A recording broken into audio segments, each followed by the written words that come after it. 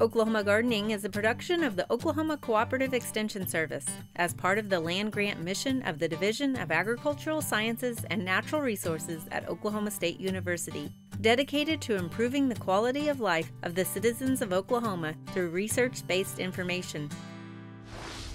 Underwriting assistance for our program is provided by the Oklahoma Department of Agriculture, Food, and Forestry, helping to keep Oklahoma green and growing.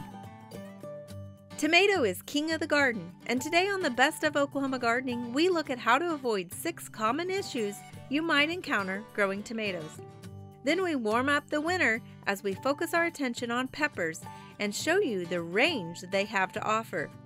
And if you dare to grow the hottest pepper in the world, the Carolina Reaper, be prepared as you might react like our taste testers.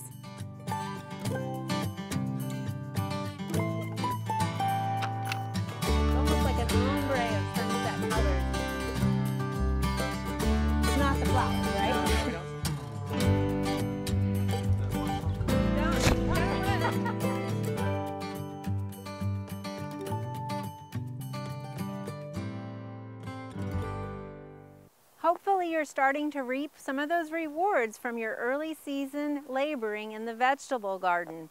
Of all of our vegetable garden plants, tomato is the king and has always been. However, the tomato can be somewhat tricky to grow, especially in our Oklahoma crazy environment.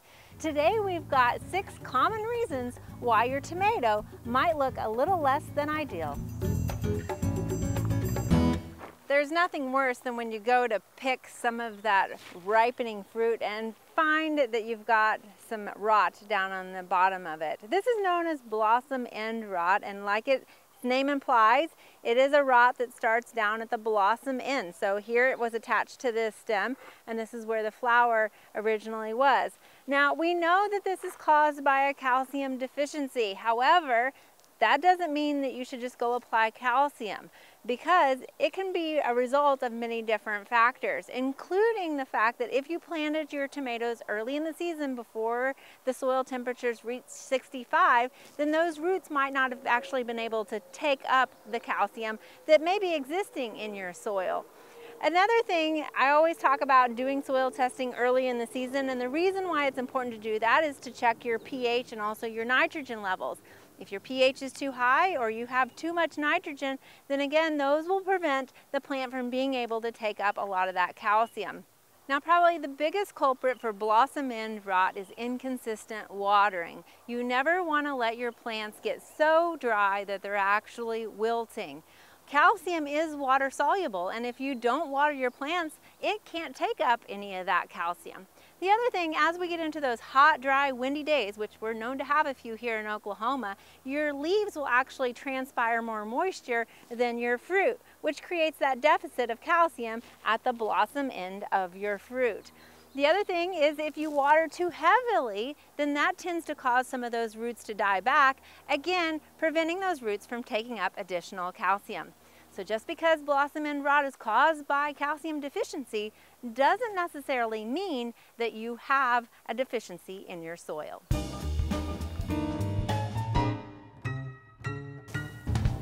There's only one cat face that we want to see in our garden, and that's Cowboy Kitty.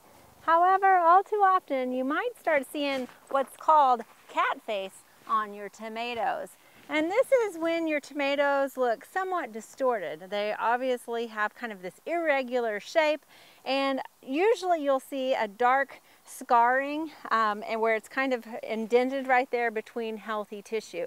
So it can take on a lot of different shapes, but you'll see where it's just overall distorted. Now, this doesn't actually necessarily affect the fruit. You can cut that out. It just overall makes it less marketable, and the aesthetics are less desirable. Now, what causes cat face on tomatoes is typically it is caused because of irregular blooming. So the blossoms are irregularly developed, which then makes the fruit irregularly developed. Another cause is oftentimes when you have phenoxy herbicides such as 2,4-D that have been sprayed in the area, that can cause cat facing as well. Often you'll see cat face more on your larger beefsteak heirloom varieties more so than some of the others. But this here is called cat face. Did you know that tomatoes actually need sun protection? No, not this sort of sun protection. I'm talking about the vegetation and the foliage that helps cover and protect our developing fruit from the sun exposure. Now, often tomatoes can actually get sunburned. Now, this is called sun scald when you start to see it appear on the tomatoes, and usually it starts to appear up around the shoulders of the fruit or on the exposed side. Usually, again, often it develops on the mature fruit as far as the size, but it still might be green or slightly pink. And as it starts to develop, you'll see kind of this whitish kind of blemish on that shoulder, and it'll continue to develop and worsen as the fruit develops. Now, one thing that you can do to protect your plant is obviously let some of that vegetation and foliage kind of cover your plants. However, this does tend to be more of a problem on staked tomatoes versus caged tomatoes, because staking, you often have more exposed fruit. The other thing is, if you are going to prune any of your tomatoes, make sure if you're having that exposed fruit that you do put up some sort of protection, maybe some burlap or some sort of shade cloth, especially on the west side, just to prevent sun scald on your tomatoes. Now, the next thing that you might see that's affecting your plant is actually affecting the overall plant, not the fruit. And this is called physiological leaf roll. And as you can see, the name implies the leaves are actually rolling up. This tends to start on the lower part of the plant on the older leaves and work its way up. Now, you won't see any yellowing with this. The plant should not have any yellowing. It should still continue to grow and have new growth and also be producing still. So otherwise, the plant is relatively healthy, other than just the aesthetics of what might look like it's wilting, which might cause you to water it more than is needed. So this is just a phenomenon that happens. And there's not a lot that we can do about it. We tend to find that some varieties are more susceptible to it than others, and also tomatoes that tend to be staked and pruned tend to be a little more susceptible to it than some that are kind of sprawling about.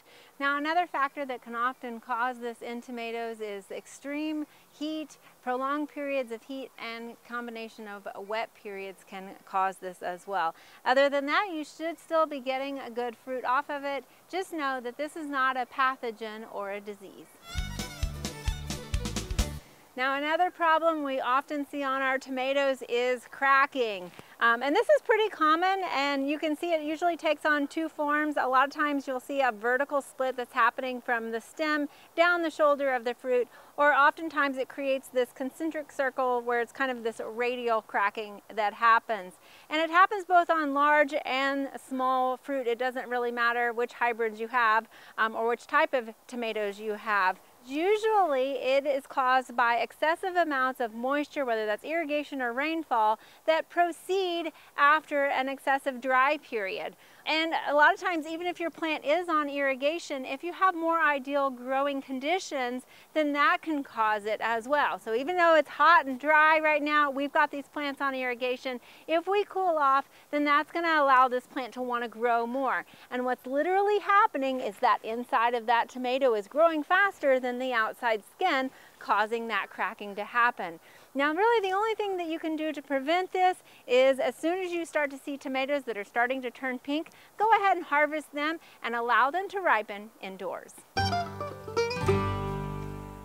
Another problem that you might see on your tomatoes is, well, the fact that you might not be getting any tomatoes, and this is known as blossom drop. While tomatoes are warm season crops, we know that our summer temperatures can be beyond warm and in fact downright sweltering.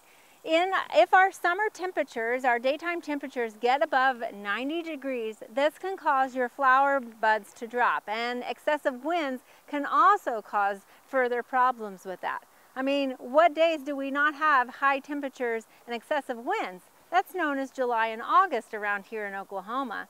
But more than the daytime temperatures, looking at the nighttime temperatures, if they are anywhere outside of the range of 55 to 70 degrees, then this can also cause the pollen in these flowers to become non-viable. So if these flowers are there, but they actually aren't getting pollinated, then they're just going to abort and drop off, therefore not producing any fruit for you. While there are a few more heat-tolerant varieties on the market, other than that, there's very little that we can actually do to prevent blossom drop. Although one of the things you do want to be cautious of is not to put down excessive amount of nitrogen, as that only encourages more vegetation and also prevents flowering and pollination. Now the good news to all of this is if you are able to maintain a healthy plant, as soon as our summer temperatures start to decline a little bit and we get back in that viable pollen range, you'll soon see your tomatoes start to produce fruit once again. So as you can see, it can be somewhat tricky growing that perfect red tomato. That's why it's so important to have done a soil test, know the problems that you might encounter going through the season, and also continue watering appropriately.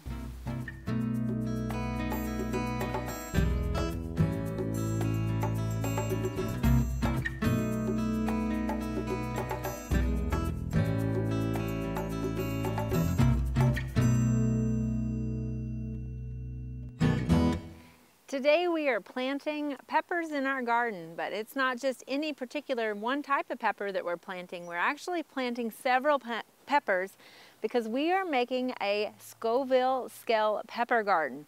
If you're not familiar with the Scoville scale, that is the measurement to know how spicy a pepper might be. That's the ranking system, our Scoville units. And so we've got peppers laid out here to kind of highlight that Scoville scale. Now the Scoville scale was actually developed by a pharmacist named Wilbur Scoville in 1912.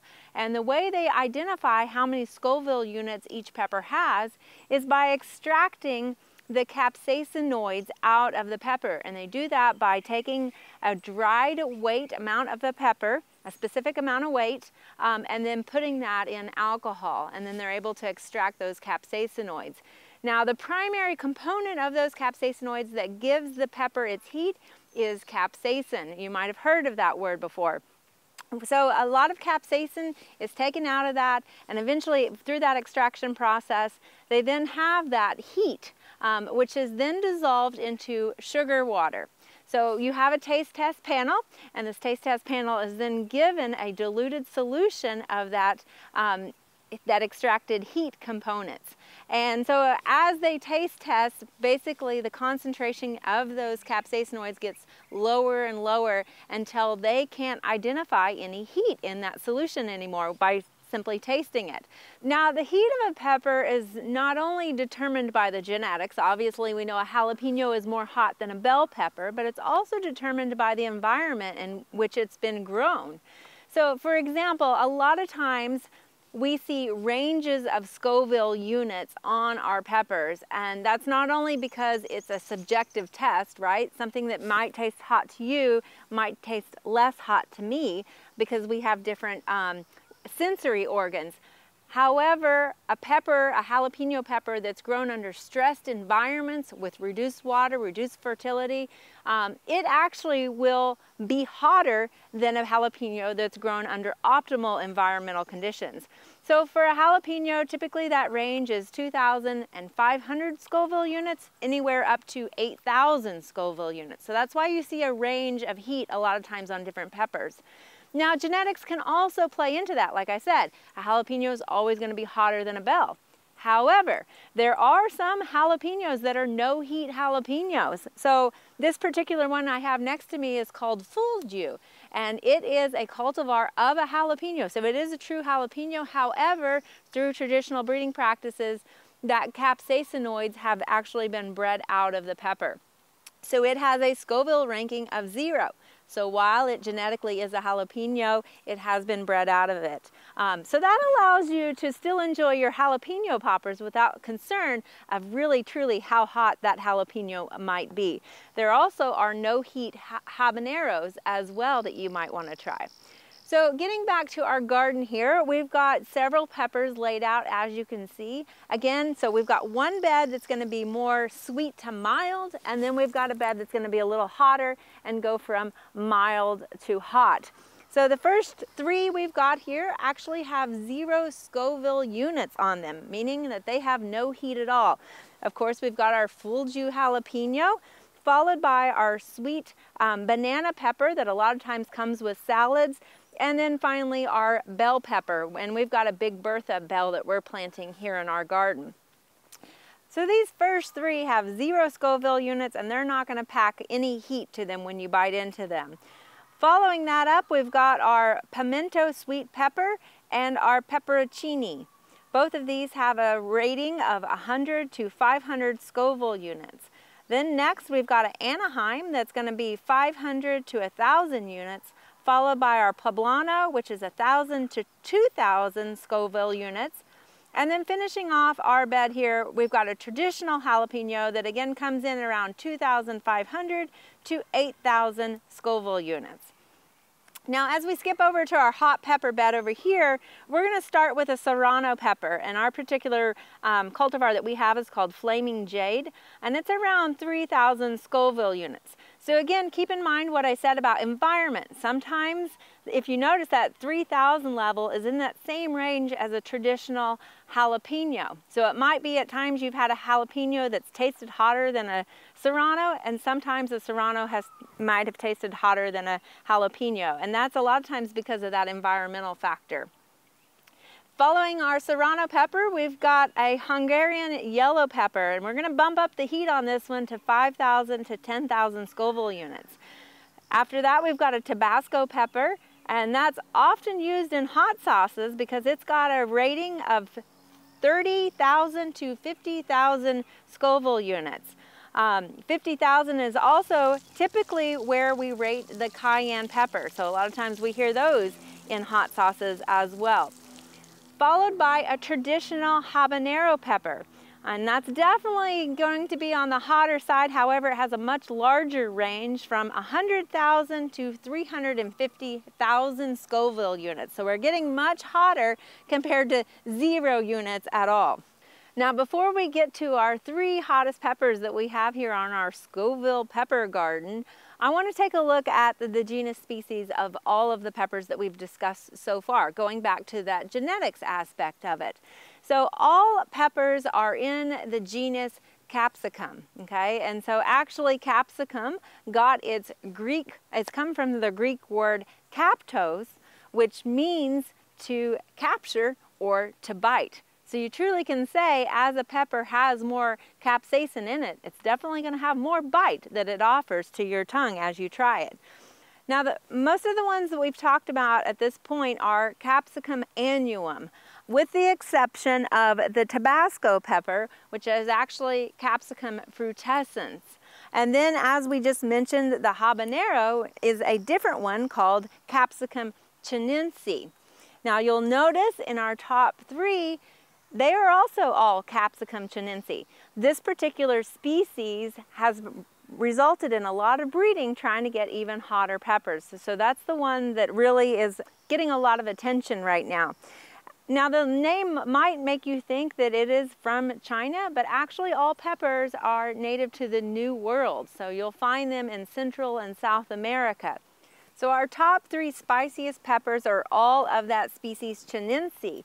And we start that off with the ghost pepper. In 2007, it was recognized by the Guinness World Record holders as being the hottest pepper with around 1 million Scoville units.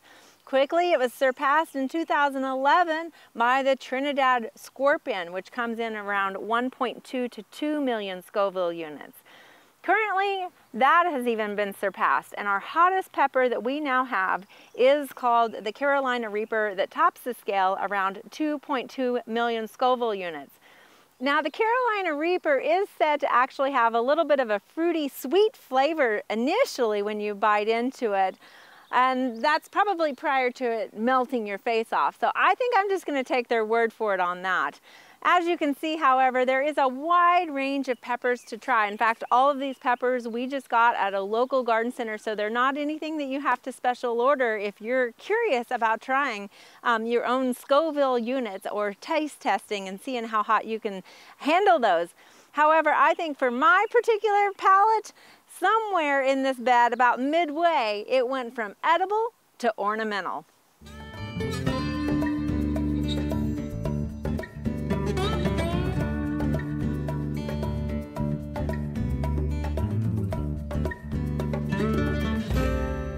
You might remember remember earlier this summer, we planted a Scoville pepper garden. Now, a Scoville is the unit of measure to determine how hot a pepper or spicy a pepper actually is.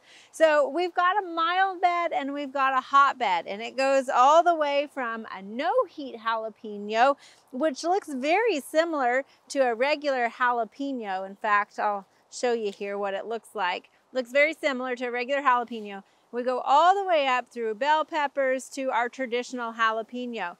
Then we also, on our hotbed over here, it starts around a 3,000 Scoville unit with a serrano pepper and quickly goes all the way up to ghost pepper, Trinidad scorpion, and then finally topping off at one of our hottest peppers that is known, and that's the Carolina Reaper, topping out around 2 million Scoville units. So you can see our 4-inch pots have really taken off and they've enjoyed this heat this summer. Now, what's the point of growing all these peppers if we're not going to try them? And in fact, I have a few willing participants to even try the Carolina Reaper. So let me introduce you to our willing participants. We're all willing, right? Okay, so we've got Jay Pirtle, who is one of our student gardeners who helped actually grow these peppers.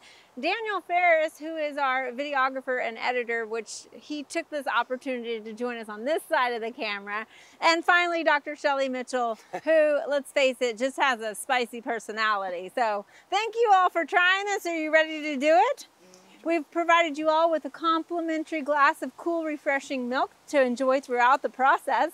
And then we've also going from the no-heat jalapeno all the way up to this bad boy, the Carolina Reaper, that comes in at 2 million Scoville units. Okay, so here we go. I'm gonna go ahead and put that in there. All right, we're gonna start off going with mild first, and we're not doing all 18 or 16. We're just skipping around here a little bit. So got a no-heat jalapeno that is 0 Scoville units. So this shouldn't taste like anything other than the flavor of a jalapeno. Ready to try it? Yep. Ready.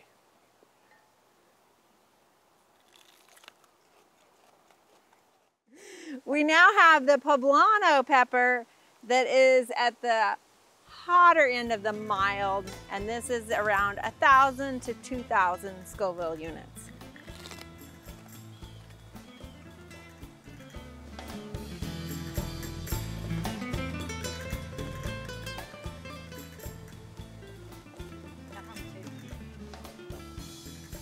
It's very good.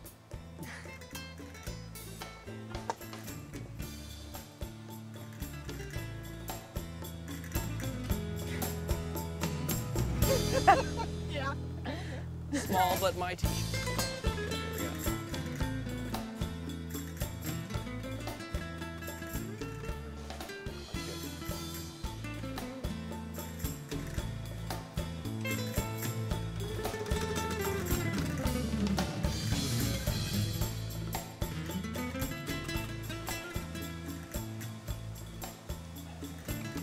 They say you go into a zen-like state. We'll see if I experience that.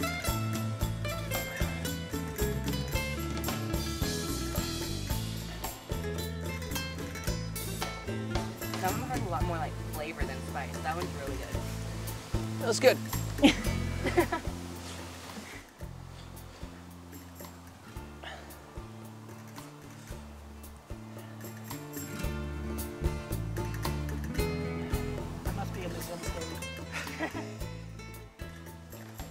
She's just overreacting.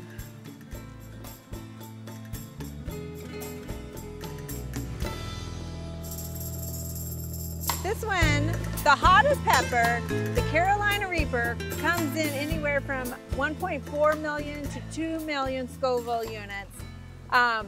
It is said to have a sweetness, a fruity sweetness about it before it melts your face off. So, bon appetit.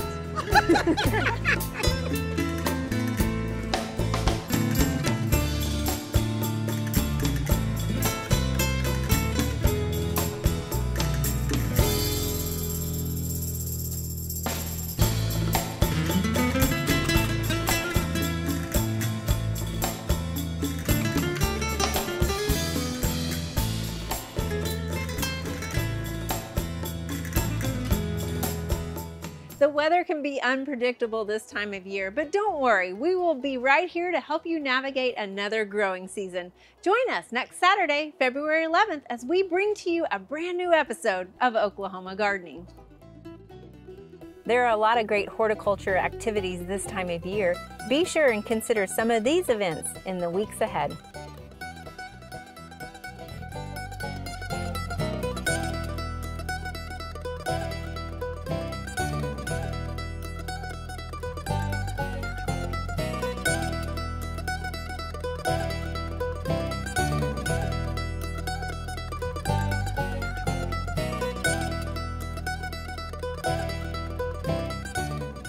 It's been a long winter, but we've been doing a lot of planning behind the scenes.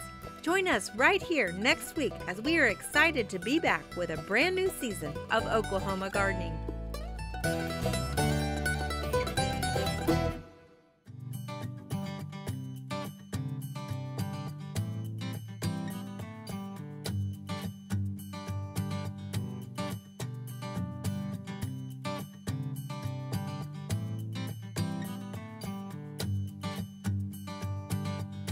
To find out more information about show topics as well as recipes, videos, articles, fact sheets, and other resources, including a directory of local extension offices, be sure to visit our website at oklahomagardening.okstate.edu. Join in on Facebook, Twitter, and Instagram. You can find this entire show and other recent shows as well as individual segments on our Oklahoma Gardening YouTube channel. Tune in to our OK Gardening Classics YouTube channel to watch segments from previous hosts. Oklahoma Gardening is produced by the Oklahoma Cooperative Extension Service as part of the Division of Agricultural Sciences and Natural Resources at Oklahoma State University. The Botanic Garden at OSU is home to our studio gardens, and we encourage you to come visit this beautiful Stillwater gem. We would like to thank our generous underwriter, the Oklahoma Department of Agriculture, Food, and Forestry. Additional support is also provided by Pond Pro Shop, Greenleaf Nursery and the Garden Debut Plants, the Tulsa Garden Center at Woodward Park, the Oklahoma Horticultural Society, Smart Pot, and the Tulsa Garden Club.